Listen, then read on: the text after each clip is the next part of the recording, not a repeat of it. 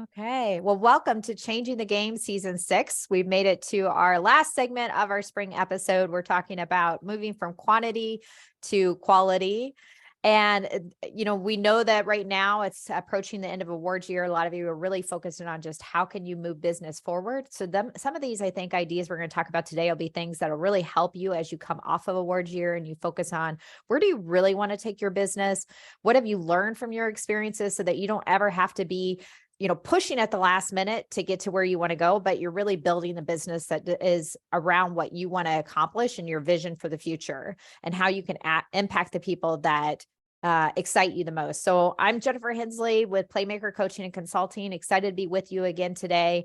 After 20 years plus working with NM advisors, my goal is to really make sure that you have a playbook for success that allows you to stay in your position, do the things that you really do best, and to create more raving fans for you and your business. So we're going to focus really in on from a winning playbook today. What are some things that you can do to really start to work with even more of those best clients? I think everybody says that I meet with, they want to spend more time with more and better people. So I'm excited to have Austin Weise with me today. Welcome, Austin. Great to have you here. To kick things off, why don't you tell everybody that's listening, everything, a little bit about your practice, how long you've been in business. I know some of them are going to get the pleasure of hearing you at Gateway to Growth if they're a newer advisor coming up, but tell us a little bit more about who you work with and what your practice looks like. Yeah. Thanks for having me. So I came into the career through a very short stint in the internship in spring of 2017. So it would have been about 6 years ago that I started a contract, and then flipped full time quickly after. I'm in a small, mainly vacant office, like an hour north of the home office in Wisconsin. I'm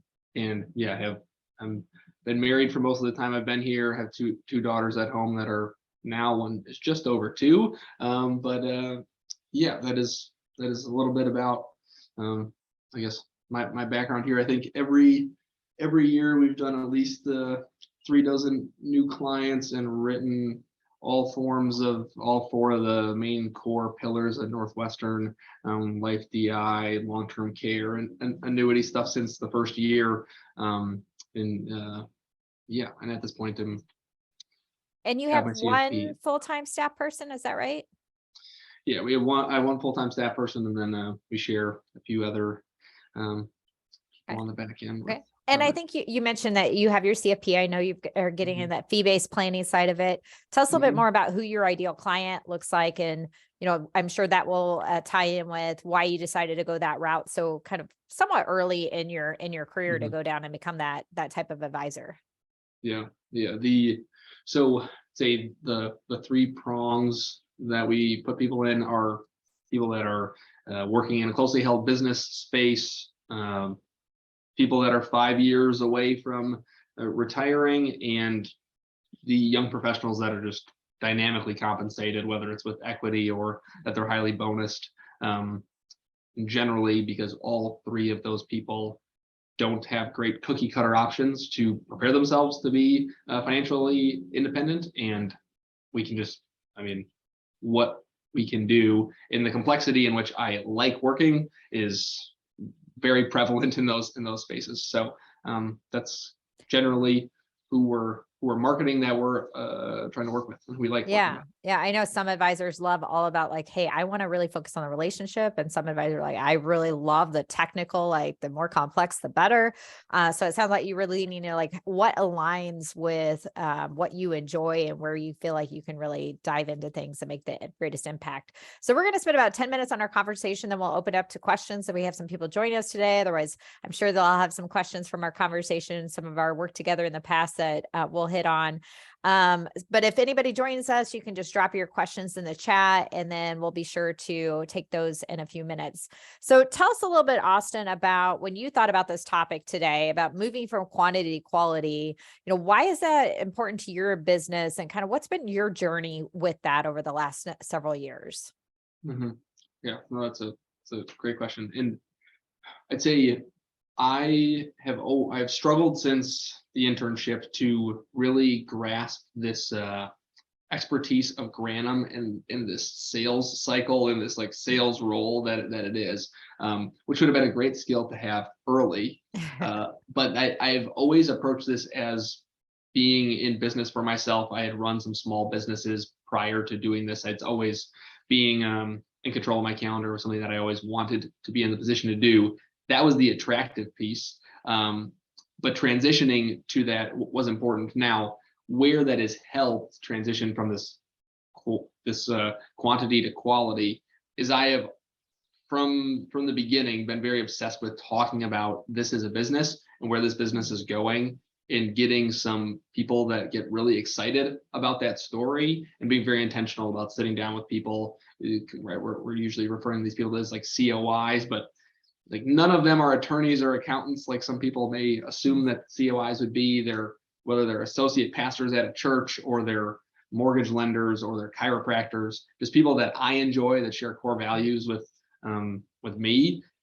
And like every small business, I think, or like every underdog story, people love the idea of helping out a business explode and employ more people and be successful, especially when you share core values that way. And so leaning into those relationships over the last 5 to 6 years, I think at this point last year, over 25% of the new clients we brought on, and over 90% of the new assets we brought on this year, about $5.5 million year to date so far, have all been from COIs that are completely uninitiated on my side. So on that piece, the constant thinking about being in that business owner mindset and thinking long term has been a key to do that. So much you said there. I want to unpack that a little bit and just reiterate a couple things if somebody didn't catch that. I think you said 25% of your new clients and 90% of your assets have come from COIs.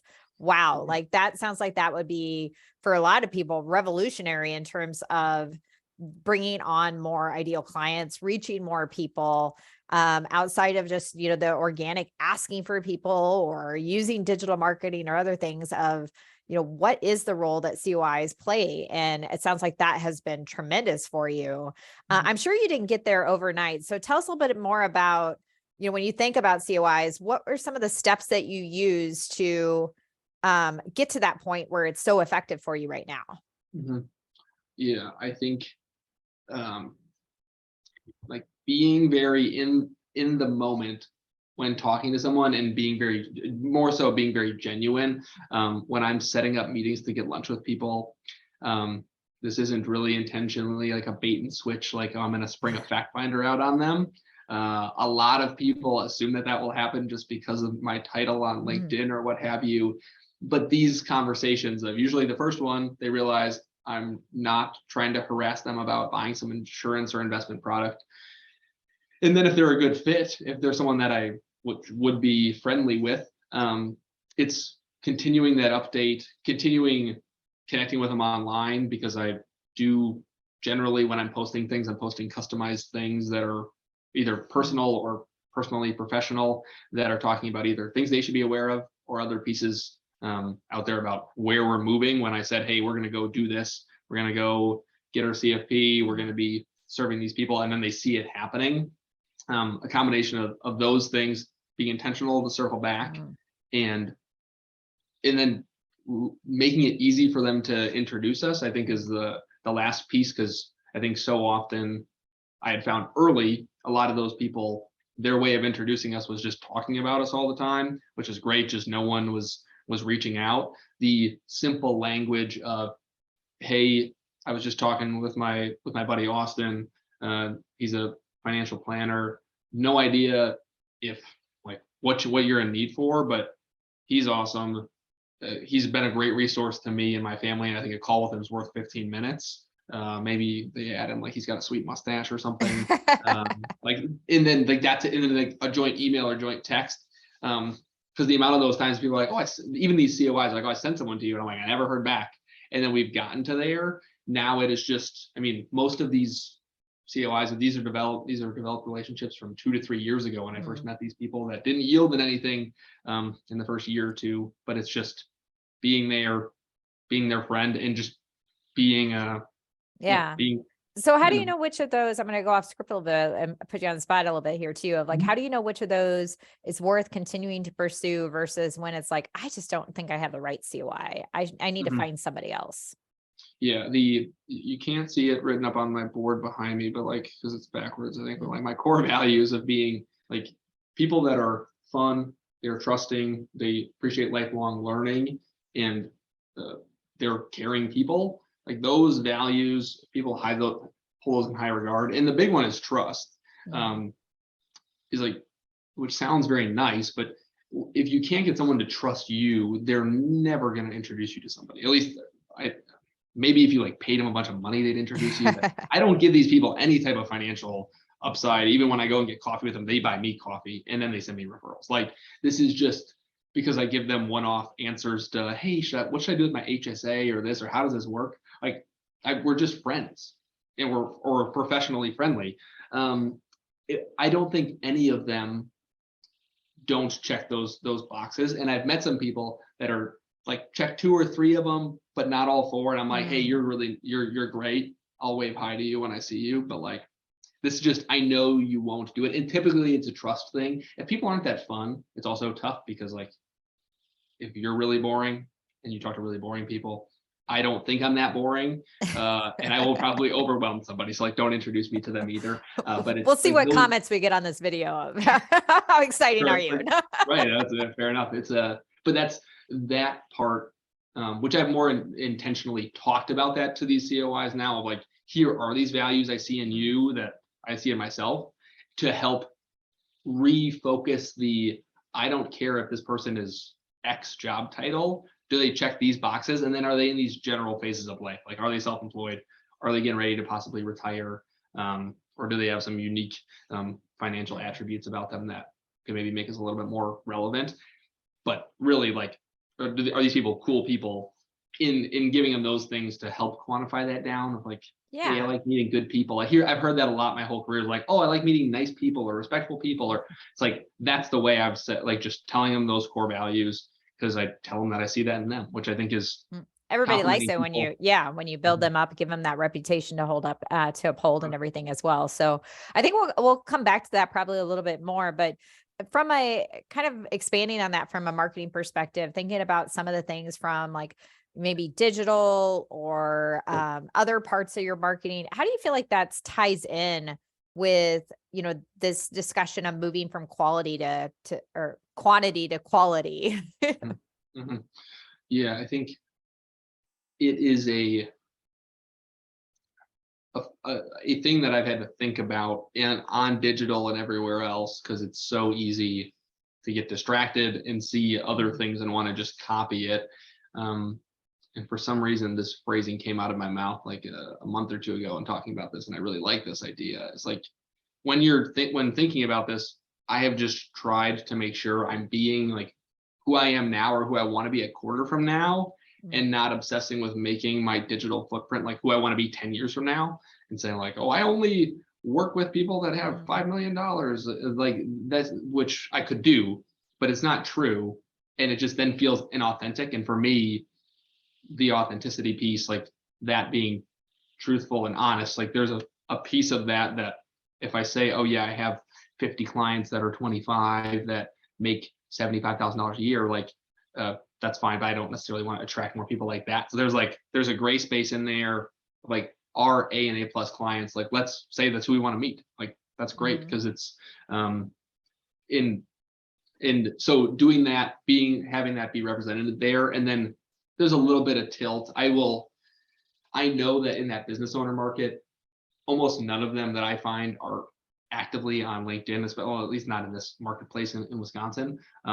But there's a lot more professional corporate people in that space. So the pre-retirement market, I think, is great, like sharing things that are definitely pertinent to people that are getting closer to that, like things about HSAs and weaponizing those. I had so much feedback from CFOs of companies that people would recognize from TV reaching out to me and like, hey, that's a really cool thing. Didn't know that. I was totally using an HSA wrong. I was like, cool. Like, glad you liked that. I had COIs saying that when we were getting coffee, like, oh, I heard this thing. And I'm like, yeah, you read that from the write-up I did. I took it from FinSeca. Like, they don't need a plug, but like their newsletter. They send a bunch of links to articles every day. I see something that's interesting, go do a quick write-up on that, send it out, spend 5-10 minutes, and maybe change it a little bit if it's going to Facebook, where maybe I'm going to catch a business owner more in that space, but it's going to be more personal. So I like to make sure that the personal stuff's definitely coming out more on the Facebook piece. It sounds like you've done you're positioning yourself to really stay relevant with your connections and be kind of that curator too, that it's like, you don't have to go out to all these different sources, here's some key things that you might be interested, might be relevant to you. And I love that idea of kind of that one step ahead. I mean, we all think about that, of like who we really look to. We can look at the people, that are the leaders, right, in the company and say, that's awesome, but really about how we're going to get there. It is that one step ahead. And it sounds like you do a great job of that, of kind of thinking about that from your digital presence and what you're doing in a marketing perspective. Like, what's that next thing? So you don't get tripped up of like, oh, I want to do all these amazing things, and then none of them get done, or you do it one time and come back and be like, oh yeah, that was great, and I did it one time and never did it again. So making it more routine and consistent in your practice. Would that be fair? 100%. So tell us a little bit about some of the challenges that you found in this space, though, because we know, like you said, it didn't happen overnight. What have been some of the roadblocks or challenges along the way? Yeah, I think the inherent problem with this, and maybe this feels a little bit more of a problem for someone the earlier they are in the business, but it's like relationship building is something that takes time. I know that this exists, but like most people don't find and marry somebody like for a long period of time and like under a year. Why? Because there's a lot of trust that needs to be built there. I think the same thing, like COIs are a slow grind, and there are times that I've leaned into them. Early in my career, I had a guy that gave me what ended up netting to be like 18 or 19 new clients over the next year of this chunk of people that he vetted and gave me all these numbers and was like, these people need to do what you do. He was very familiar with Northwestern, had been pitched a bunch of stuff over the years from all of his high school football or his college football buddies.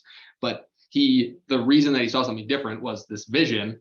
Took him 3 months and a couple of gentle reminders when I had nothing to do in the internship or going full time. But when I got this list, it was helpful. But in general, it's like, just like in the digital space, whether it's COIs or being digitally present, I've had 2 couples reach out to me that distantly knew me from college or somewhere else that were like, hey, we'd like to see what it's like to work with you. But I have no ability to step on the gas to like accelerate that number. So that hurdle of if you feel like because there's somebody else or yourself, like you need to make things happen, there's a happy medium of that. I think having time or days on your calendar that are like COI focused, like business owner focused, that's business owner stuff. Business development is business owner stuff. I think phrasing it that way is also very powerful. If you want to shift from being this great sales professional to being a business owner, you need to do business development, not jam up a feeds list of prospective people to buy from you, which is what you're doing. But it is very much a mental shift, and that's tough for me. That wasn't tough to move there. It's tough sometimes to get back into like get people to take action. But that's also, I've kind of backed into designing my business to do that with fee-based planning and other things that are a little more conducive with slow sales cycles. But I would not say I also am not good at getting things to happen when they need to. It's just trying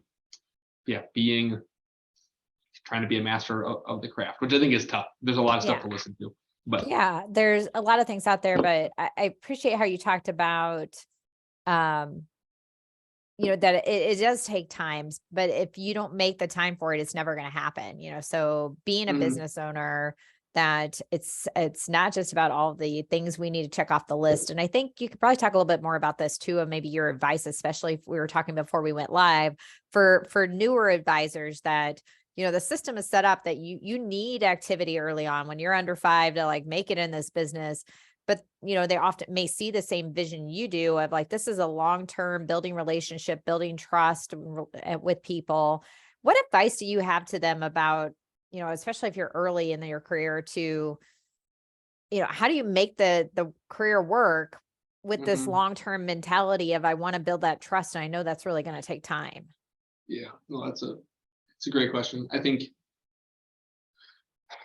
think about this is like it's easy to get into this mind space or this headspace if you see the CFP curriculum or not specifically like a Dave Ramsey type, but some talking heads more so in the academic investment space where you could talk yourself out of a need ever for insurance in a plan because trying to calculate ROI, all of these like trying to guarantee everything in life, which if you've been or if anyone has a little bit of life experience, you probably understand life is not all that predictable.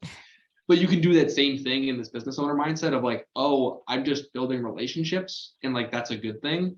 But in reality, if your business is to help people, if they aren't protected against things that could hurt them before they're taking any big steps, like that's something that you should also have conviction in. And I do.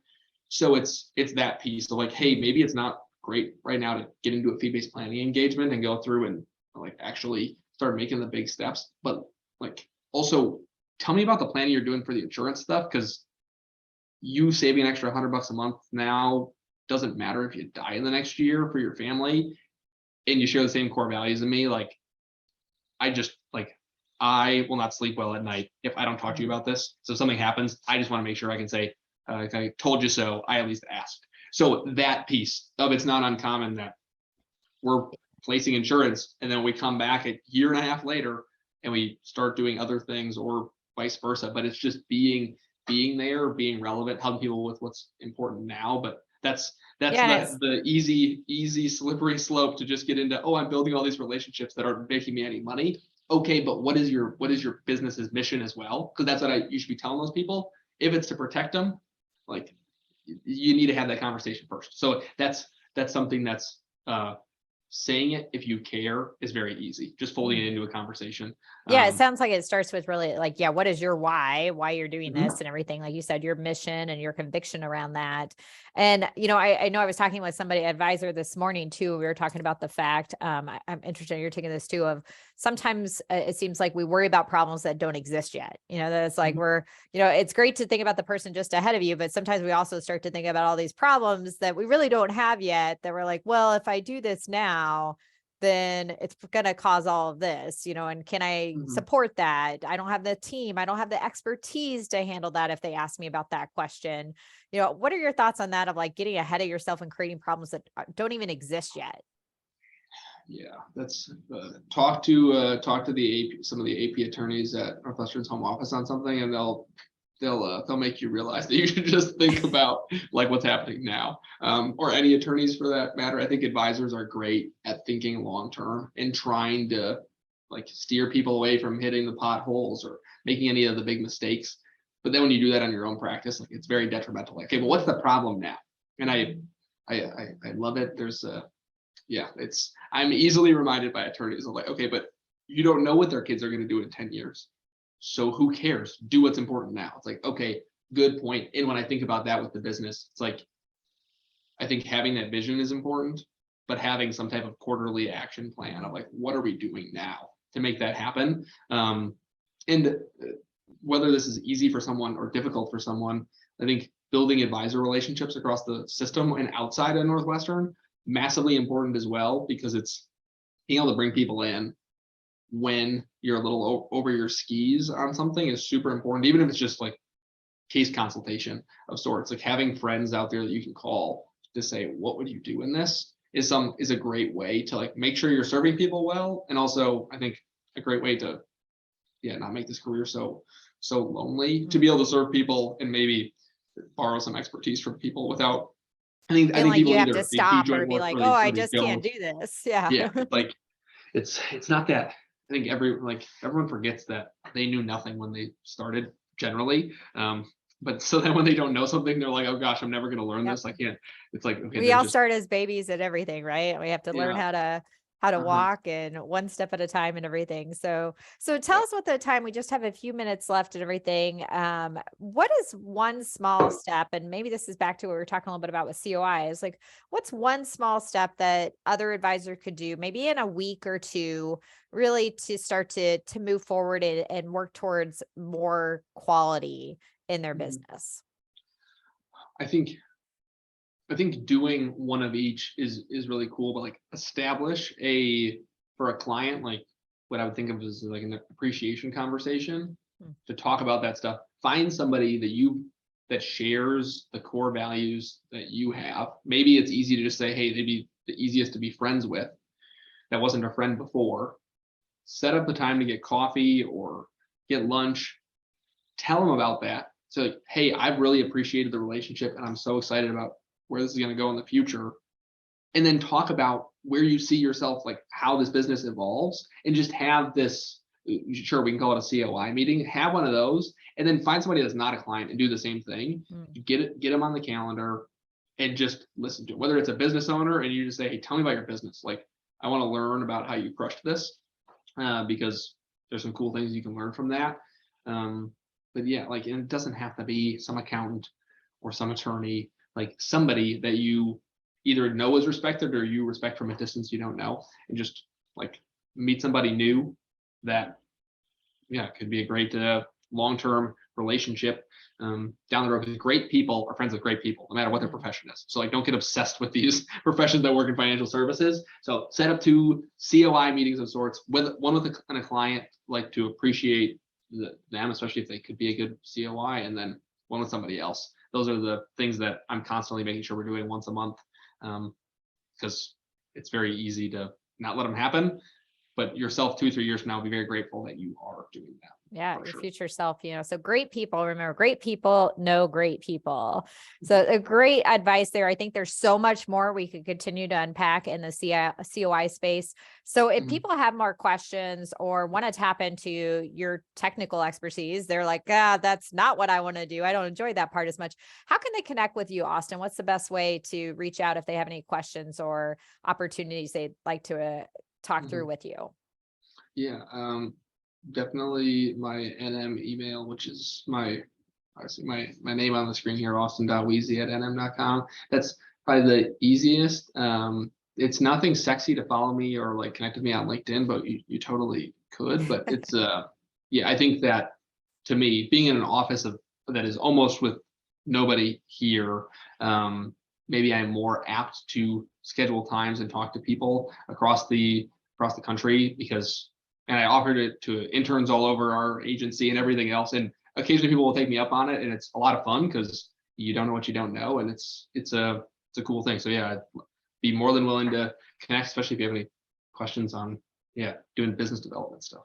Well, wonderful. And if anybody else has any additional questions about this segment too, we'll be sharing some highlights and the replay of it out on our social media channels. So you can follow along, comment there. We'll be sure to get you any resources that we can help you with or connect you to any additional content that might be helpful related to the topics that we talked about today.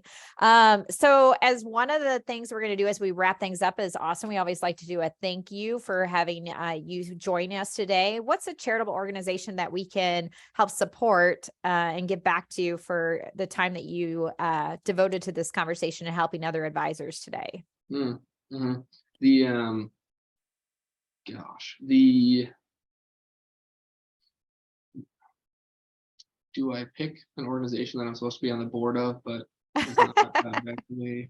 Um, the a group that I have been like sucked into and that I appreciate a bunch is the Trout Unlimited chapter here in Wisconsin. For people that are into fly fishing would know that Wisconsin's a pretty cool spot for that. That's not as sexy as Idaho and Hmm. Montana, but yeah, the Lakeshore chapter that is here is one of the most involved in the country, and they do a lot of great conservation work and just habitat restoration work in this area along the coastline of Lake Michigan. And yeah, Well, nice. that'd be I'm not sweet. a big fisher, but living in Wisconsin and having clean water and all that stuff is Mhm. definitely important to me as well. So we're Mhm. glad to be able to support that.